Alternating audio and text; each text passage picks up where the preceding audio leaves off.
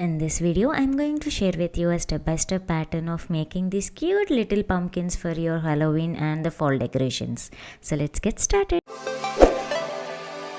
Hey guys, welcome to DIY Crafts. So for this project, I am using 4-ply 100% cotton yarn and a 2.5 mm crochet hook. However, you can use your favorite yarn along with its suitable hook size. So for making the stem of the pumpkin, let's begin by making a slip knot with a long starting tail end. Now you have two tail ends, one is the starting tail end and the other one is the working end. Now wrap the starting tail end around the crochet hook as shown in the video. Now yarn over and draw the yarn through both the loops on the hook. So that is how we are going to make an I-cord, and we have to repeat this process until the required length of your stem. Here I am making it for 7 times. So this is the 4th time. Like, wrap the tail end around the hook, take the yarn and bring the yarn out of both the loops. So that's 5, this is 6, and finally the 7th one. So this 7 will give you a natural hook kind of shape for the stem, and then chain 1.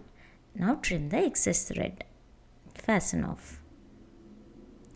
Now put this stem aside and let's start making the base of a pumpkin. So for the base, I am taking this nice red orange color. Begin with a slip knot and now make chain 12.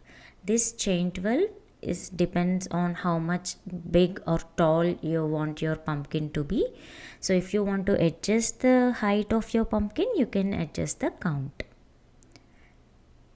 So total of 12 chains, and then for first row we are going to make one more chain. So that is the chain 1 for row 1, and now we are going to ignore that first chain from the hook and into the second chain, yarn over, insert the needle into the top loop, yarn over and pull up a loop. Now you will have 3 loops on the hook, yarn over and draw through all the 3 loops.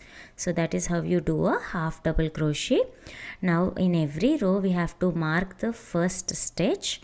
So for that I am just using a safety pin to mark the first half double crochet in my row 1. So yarn over, insert the needle into the top loop of next stitch, yarn over and pull up a loop. Now you will have 3 loops on the hook, yarn over and draw the yarn through all the 3 loops.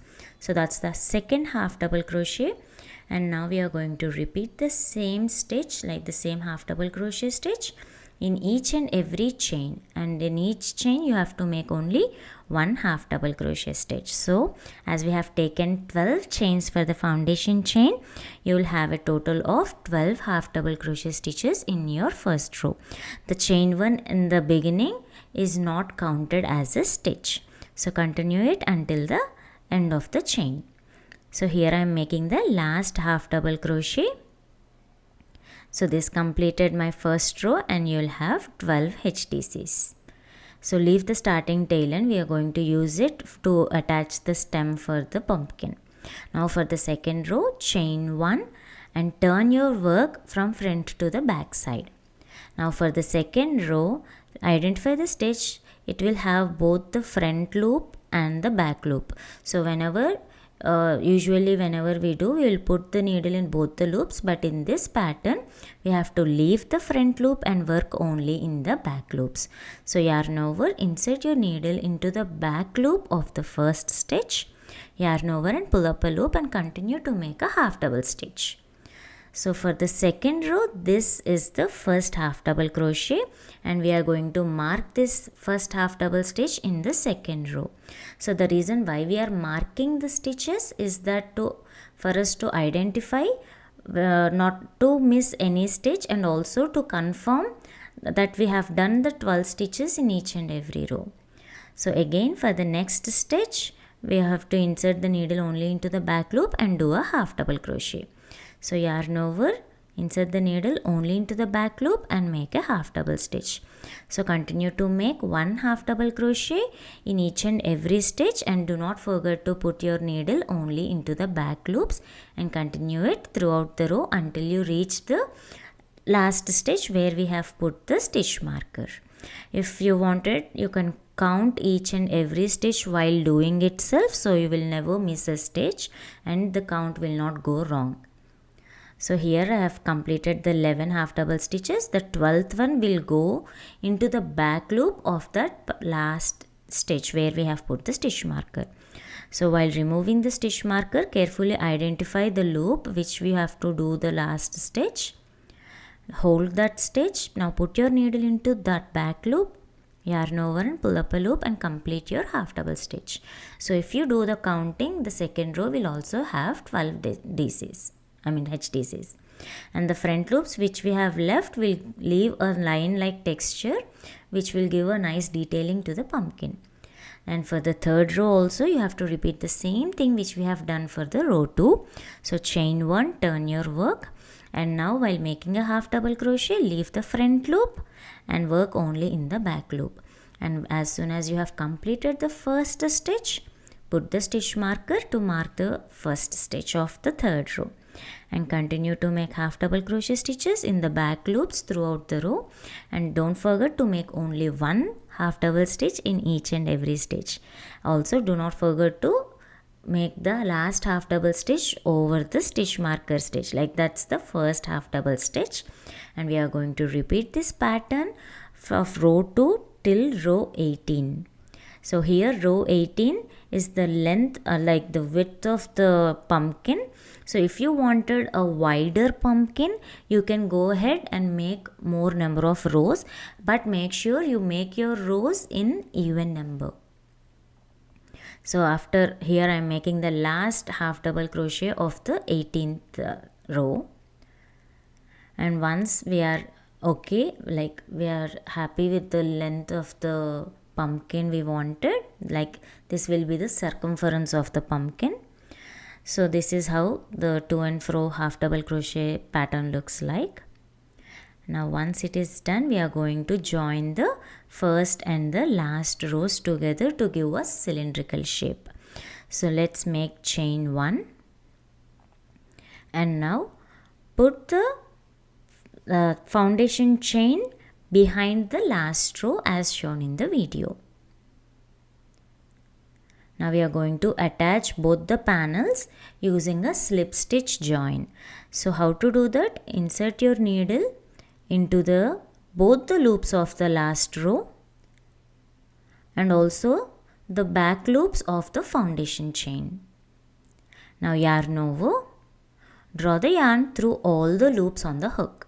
So basically we are making a slip stitch. So that is the first slip stitch, and now we have to repeat the same thing throughout the row. So insert the needle into both the loops of the last row and the back loops of the foundation chain, yarn over and draw the yarn through all the loops on the hook, and repeat it throughout the row. I'm just speeding up the video so that you can pause it here and you can continue your work. So here if you are not comfortable with a slip stitch join, you can join them using the tapestry needle as well. So once you have completed joining all the stitches using a slip stitch join or with a tapestry needle, we have to trim the excess thread. So here I have completed the last slip stitch. Leave the starting tail end there itself. Now chain 1, and now trim the tail end by leaving a little long tail end, like some 6 to 7 inches will be good enough. So once the fasten off is completed, we have to turn the work inside out so that the join, whatever join we have made, it will go inside the work. And now if you see the work from the outside, it is clearly camouflaged with the rest of the pattern. It just looks like a small groove, just like the remaining lines. Isn't it cute? I liked it. Yeah. Now let's take the tapestry needle, and now take this tail end into the tapestry needle. Now we are converting this cylindrical shape into a pumpkin shape. So for that, insert the needle into the front loops, whatever we have left during the stitching. Front, weave in and weave out across all the front loops as shown in the video throughout the row and until you get it to the starting point. Now put the starting tail end into the project and secure this one by making a few knots. You can pass the thread parallelly front to back or somewhere so that the join will be tight and secure, and you can again secure it with one more knot. So one thing here is, do not trim the thread, just leave it there, and we are going to use this tail end for giving the detailing for our pumpkin project. Now at the center of the pumpkin, like the top part, take the stem and attach it to the base as shown in the video. Just make a couple of knots in the inside and leave the tail ends there itself. So this completes the top part of the pumpkin, and now we have to add the stuffing to the project. Just add a good amount of Fiberfill so that it will hold the shape nicely. And now we have to combine the bottom stitches. So for this I have took a small piece of same color orange yarn into the tapestry needle, a small thread of 10 to 12 inches, and now just like how we have took the needle through the front loops of the top line, just like that we have to repeat the same thing throughout the bottom line as well. And once the thread is all over the top line, pull both the tail ends so that all the stitches will come close to each other, and now secure this by making a couple of knots at the bottom, and then make sure that the hole is completely closed so that the Fiberfill does not come out. Now this is how the pumpkin looks like, but it's like a round ball. To give the pumpkin the plump shape in the middle, we are going to use the tail end that we have left at the top part. So take the tail end into the tapestry needle, and now I am going to push this thread from the center of the pumpkin and to all the way till the bottom part. Now pull it tightly, squeeze the project, and then we will secure this shape.